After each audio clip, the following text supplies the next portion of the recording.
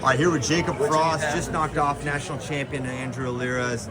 Tight match, close match there at the end. What was the keys for you to get that takedown?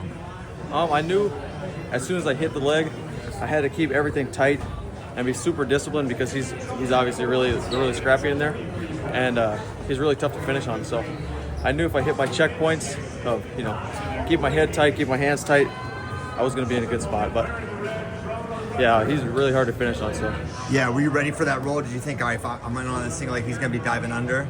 I didn't really think he was much of a roller. I haven't really watched too much film on him, but I wasn't really expecting the roll. I thought he was just going to keep fighting it in the wizard position. Right. So when he rolled, it surprised me a little bit.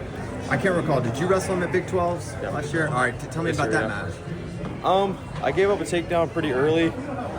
He hit me with an arm drag. I wasn't really ready to go and kind of gave up a free takedown. And then I wasn't super disciplined when I did shoot, and he was able just to reattack me and get, those were the two takedowns that kind of get the match. I think I lost that match 8-2, so he got the riding time, and he got two takedowns. So there was just small adjustments I had to kind of figure out, being ready right off the whistle, and being disciplined enough to not get reattacked. A lot of people would take an 8-2 loss 10 days later, and they'd be thinking, dang, man, this guy kind of beat me bad. How were you able to maintain your confidence? I try not to really think about it as, winning and losing too much.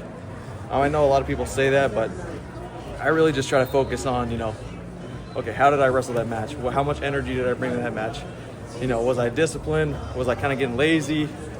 It's really hard to kind of learn from things if you're too focused on winning and losing. Yeah. So as long as you have that growth mindset and, the mindset, okay, I made a couple mistakes here, or, I was lazy here. That's what kind of can propel you forward to, make little adjustments like that in that match, obviously, and just, any match. There was a period of time you didn't know that you would get this opportunity. Yeah. Iowa State room is really, really deep. How were you able to keep yourself so ready when your name was called? You weren't just ready to step in and be a fill-in. You were ready to be an All-American and national champion contender. Yeah, it's kind of hard to say. I came to college, with specific goals in mind. I didn't really, have too much of an idea, obviously, what it would take. Right. But, I had some goals in mind, and, my mom really kind of instilled this, it doesnto matter if you're back, the backup, doesn't matter if you're redshirting, it doesn't matter, what's happening, right? Yeah. How many guys are ahead of you. Just keep coming to practice, keep getting better. And yeah, she would always tell us, like, some days I would go in there and I'd say, okay, I got my butt whooped today. And she'd say, it's okay, it's all part of the plan. As long as you keep going, coming back the next day and keeping your mind level.